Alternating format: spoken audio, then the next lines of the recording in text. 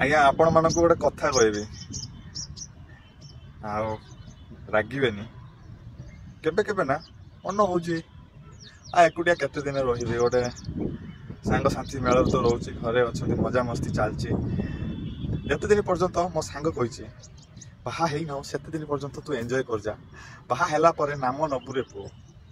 ମୁଁ କହିଲି ସେଦିନ, ଭାଇ କି ନାମ ନେବୁ ମତେ କହିଲୁ ଦେଖିଆ, କଣଟା ଅଛି ଭାଇ? ବାହା ହେଇସାରିଲା ପରେ ଯୋଉ ସୁଖ ଶାନ୍ତି ସବୁ ଲୋକ ରହୁଛନ୍ତି, ହଁ କେତେ ସୁଖ, ଆଉ ତୁ କଣଟା ଏମିତି ହଉଛୁ ଯେ କେମିତିକା ହଉଛୁ? ଆଉ ମୋ ସାଙ୍ଗ ବୋଲିକି ଆମ ହଷ୍ଟେଲରେ ରହୁଛି ଗୋଟେ ପିଲାଟା, ସେ ତା ନା ମସ୍ତାନ।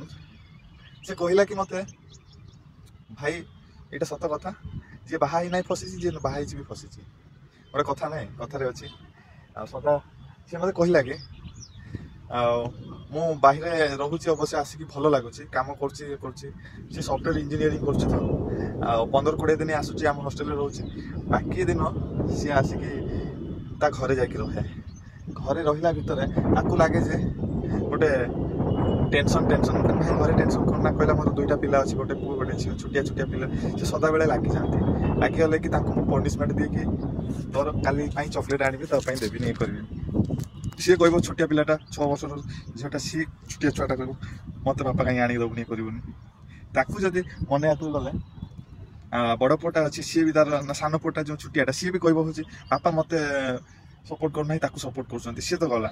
ତାପରେ ସେ ମସ୍ତାନର ମା ଆଉ ତା ସ୍ତ୍ରୀ 2 ଜଣ ଗୋଟେ ଛୋଟିଆ କଥାରେ ନେଇକି ଝଗଡ଼ା। କାହାକୁ ସେ ସପୋର୍ଟ କରିବ, ୟାକୁ ସପୋର୍ଟ କରିବ ନା ତାକୁ ସପୋର୍ଟ କରିବ? ଯାହାକୁ ସପୋର୍ଟ କଲା ସିଏ କହିଲା କି ହଉଛି ତୁ ମା ପଟିଆ ହେଇକି କହୁଛୁ। ସିଏ ମାକୁ ସପୋର୍ଟ କଲା ଯଦି ସ୍ତ୍ରୀ କହିବ, ତା ସ୍ତ୍ରୀ କହୁଛି ତୁ ମା ସପୋର୍ଟ ନଉଛୁ। ତା ମାକୁ ସପୋର୍ଟ କଲା ଯଦି ତା ସ୍ତ୍ରୀ କହୁଛି ତା ମା ସପୋର୍ଟ ନଉଛୁ।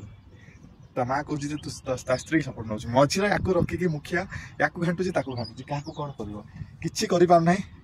ଆଉ ଆମେ ଟିକେ ନର୍ଭସ୍ ହେଇଯାଉଛେ, କାହିଁକି ନା ଏଇ ଆଖପାଖ ସବୁ ଲୋକ ଅଛି ଯାଉଛନ୍ତି ପଛପଟେ ଏଇ ସବୁ। ଆଉ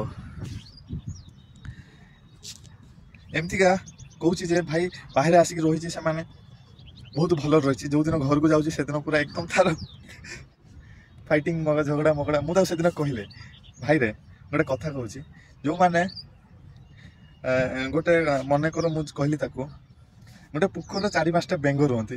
ସେ ବେଙ୍ଗ ସଦାବେଳେ ଭାବନ୍ତି ଯେ ଆମେ ହିଁ ରାଜା, ଆମେ ସବୁ କିଛି ଇଏ କରନ୍ତି, ସିଏ କରନ୍ତି। କାହିଁକି ନା ପୋଖରୀଟାରେ ଥିଲେ ସିନା ଜାଣିବେ, ସେ ତ କୂଅ ଭିତରେ ରହିଛନ୍ତି ନା 10-12ଟା ବେଙ୍ଗ।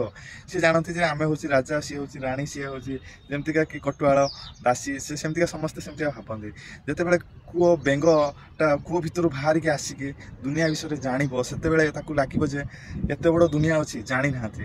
କାହିଁକି ନା ପରିବାର ବିଷୟରେ ସେମିତିକା ବି ଯୋଉ ସ୍ତ୍ରୀ କ'ଣ, ମା କ'ଣ, ପିଲା କ'ଣ, ଛୋଟିଆ ଛୁଆ କ'ଣ ଜାଣିନାହାନ୍ତି। ବାହାରେ ଦେଶରେ ଜାଗାରେ ଆସିକି କେମିତି କ'ଣ ଆମର ଲୋକମାନେ ଆସିକି, ତାଙ୍କର ମର୍ଦ୍ଦମାନେ ଆସିକି ଯେମିତିକା ଖଟୁଛନ୍ତି, ଇଏ କରୁଛନ୍ତି, ଆଉ 10 ଲୋକଙ୍କ ପାଖରୁ 10 କଥା ଶୁଣିବାକୁ ପଡୁଛି, ଜାଣିନାହାନ୍ତି ସେମାନେ। ଆଉ କେମିତି କ'ଣ ହଉଛି ସେଟା, ଯୋଉଦିନ ଜାଣିବେ ସେଦିନ ତାଙ୍କର ଶାଶୁ ବୋଉଙ୍କର ଝଗଡ଼ା କ'ଣ, ପିଲାଙ୍କର ଝଗଡ଼ା କ'ଣ, ଭଉଣୀ ଭାଇଙ୍କର ଝଗଡ଼ା କ'ଣ, ସେଟା ସେଇଦିନଠୁ ଅଲଗା ହେଇଯିବ। କାହିଁକି ନା ବାହାରେ ଆସି କେତେ କଷ୍ଟରେ 2 ପଇସା ଇନକମ୍ ହଉଛି, ଆଉ ସେ ଇନକମ୍ କଲା ଭିତରେ ବି ସେଟାରେ ହଉଛି ଘରକୁ ଛାଡ଼ି ଦୂରେଇକି ରହିବା, ସେ ସବୁ ଖିଆଲ ପଡ଼େ। ଆମେ କାହିଁକି ନା ବାହାରେ ରହିଛୁ, ଜାଣିଛୁ। ଘର କଥା ଯେତେବେଳେ ଖିଆଲ ପଡ଼େ ନା, ବସିକି ଭାବୁଥାଏ ଆମେ ଏମିତିକା ପିଲାଦିନେ, ଆମେ ଏମିତିକା ଭାଇ ଝଗଡ଼ା କରୁଥିଲେ, ସାଙ୍ଗରେ ଝଗଡ଼ା ଲାଗୁଥିଲେ, ମା ଏଇଟା ଆଣିକି ଦିଅ, ସେଇଟା ଆଣିକି ଦିଅ। ପଇସା ଆମେ ଜାଣିନଥିଲେ ସେତେବେଳେ ପଇସାଟା କେତେ କ'ଣ କଷ୍ଟରେ ଆସେ।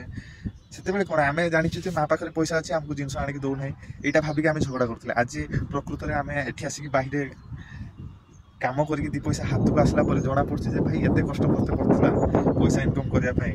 ଆଉ କିଛି ଲୋକ ଜାଣିନାହାନ୍ତି, ଘରେ ଏମିତି ଝଗଡ଼ା ଝାଣ୍ଟି କରନ୍ତି। ସେମାନଙ୍କୁ କହୁଛି ଭାଇ ଆଜିଠୁ ଝଗଡ଼ା ଝାଣ୍ଟି ଛାଡ଼ି ଦିଅ। ଯେବେଠୁ ତମେ ଅଲଗା ରହିବ ନା, ତେବେ ଜଣା ପଡ଼ିବ ଯେ କେମିତି କ'ଣ ସେଇଟା ଖିଆଲ ପଡ଼ିବ। ଆମେ ଏଠି ଘରେ ବସିକି ଝଗଡ଼ା କରୁଥିଲେ, ଇଏ କରୁଥିଲେ, ସିଏ କରୁଥିଲେ, ବାহিରେ ଆସିକି ମାନେ ମୂଲିଆ ରକମ ଆସିକି ଘରେ ଲୋକ ବାহিରେ ଖଟୁଛନ୍ତି, ଇଏ କରୁଛନ୍ତି, ତା ସାଙ୍ଗରେ ଆମକୁ ଖଟିତେ ପଡ଼ିବ। ସେଠି ଟିକେ କ'ଣ ହେଇଗଲା, ସେଠି ମାଲିକ ଏଠି ଆସିକି ସେ ଗାଳି ଦେଇକି ଚାଲିଯାଉଛି।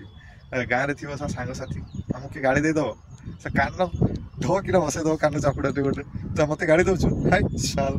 ଆଉ ଏଠି ମାଲିକ ଗାଳିକୁ ଦବ କ'ଣ, ମାରିକି ଗୋଟେ ଚାପୁଡ଼ ପଳେଇଯିବ, କିଛି କରିହବନି। କାହିଁକି ନା ମାଲିକଟା କିଛି କହିଦବ ମାନେ କାମରୁ ଆମକୁ କାଢିଦବ। ଏଇ କଥା ଭାବିକି ଆମେ କାମ କରୁଛେ। କେତେ ଜଣ ଭାଇ ମାନେ ଅଛନ୍ତି ହାଇଦ୍ରାବାଦରେ କ'ଣ ବମ୍ବେରେ କ'ଣ ମୋର ସାଙ୍ଗସାଥି ମାନେ ବମ୍ବେରେ ଅଛନ୍ତି ହାଇଦ୍ରାବାଦରେ ଅଛନ୍ତି କିଛି ଲୋକ ବେଙ୍ଗଲୋର ବି ଯାଇକି ଅଛନ୍ତି ମୋ ଗାଁ ପିଲାମାନେ ସମସ୍ତେ ଆସିକି ଅଛନ୍ତି କିନ୍ତୁ ସେମାନଙ୍କୁ ବି କହୁଛି ଆଉ ଆମ ସାଙ୍ଗ କଥା ମୁଁ ଖିଆଲ ପକାଉଛି ଏମିତିକା ରହିଥିବ ଆପଣମାନଙ୍କୁ ଆମର ଯଦି ଭିଡ଼ିଓଟା ପସନ୍ଦ ଲାଗିଲା ଏମିତିକା କହିବାର କଥା ଲାଇକ୍ କରନ୍ତୁ ଚ୍ୟାନେଲରେ ନୂଆ ଅଛନ୍ତି ଯଦି ଆମ ଚ୍ୟାନେଲକୁ ସବସ୍କ୍ରାଇବ୍ କରନ୍ତୁ ଆଉ କଥାଟା ଯଦି ମୋର ଖରାପ ଲାଗିଲା ଆପଣମାନଙ୍କୁ ମୁଁ ମୋ ମନ ଭିତରୁ କ୍ଷମା ମାଗୁଛି ଦିଲ ସେ କ୍ଷମା ମାଗ ରहा हूँ ଆଉ ରହିଲି ଜୟ ଜଗନ୍ନାଥ।